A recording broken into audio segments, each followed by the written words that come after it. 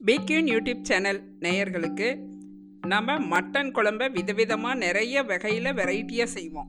இப்போ நம்ம எப்பவுமே மட்டன் குழம்பு செஞ்சோம் அப்படின்னா நம்ம அந்த குவான்டிட்டியை அதிகம் பண்ணணும் அப்படிங்கிறதுக்காக வேண்டி நம்ம வதக்கும் போது வெங்காயம் தக்காளி இதெல்லாம் போட்டு வதக்கி நம்ம இப்போ அள்ளி வைக்கும்போது ஒரு சிலருக்கு குவான்டிட்டியாக கொடுக்கணும், இந்த பொருள்லாம் கொஞ்சம் ஃபுல்ஃபில் பண்ணும் அப்படிங்கிறதுக்காக வேண்டி இதெல்லாம் சேர்த்து நம்ம செய்கிறாங்க. ஆனால் அது நம்ம மட்டனோட குழம்ப டேஸ்ட்டை மாற்றிடும்.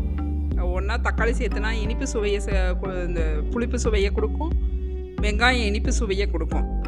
அந்த மாதிரி இல்லாமல் இந்த மாதிரி வச்சிங்கன்னா சூப்பராக இருக்கும்.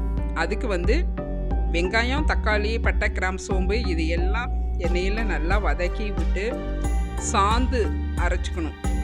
சாந்து அரைச்சி மறுபடியும் அதை மட்டனை இஞ்சி பூண்டு பேஸ்ட்லாம் போட்டு தாளித்து விட்டு நல்லா வதக்கி விட்டுட்டு இந்த வெங்காயத்தையும் அரைச்சி வெங்காயம் பேஸ்ட்டு அரைச்சி அதோட கறி மசால் பொடியும் சேர்த்து நல்லா அரைச்சி அதை அந்த மட்டன் கிரேவியோடு தாளித்து விட்டு நல்லா கொதி வந்ததுக்கப்புறம் நல்லா மட்டன் வெந்ததுக்கப்புறம் குழம்ப தனியாக எடுத்துக்கலாம். அது சாதத்துக்கு டிஃபனுக்கு ரெண்டுக்குமே ரெடி ஆகிடும்.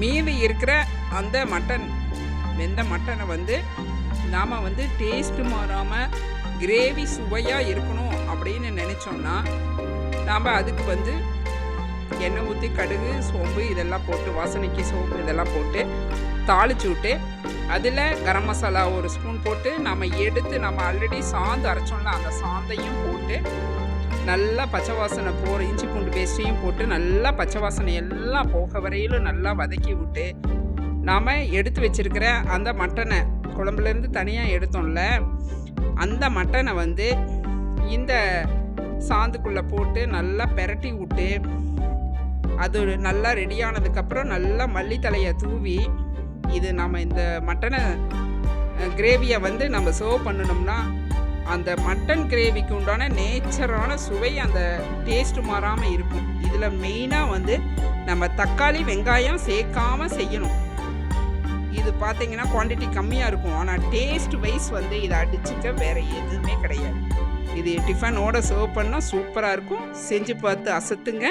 பிக்யூன் சேனலை லைக் பண்ணுங்கள், சப்ஸ்கிரைப் பண்ணுங்கள்.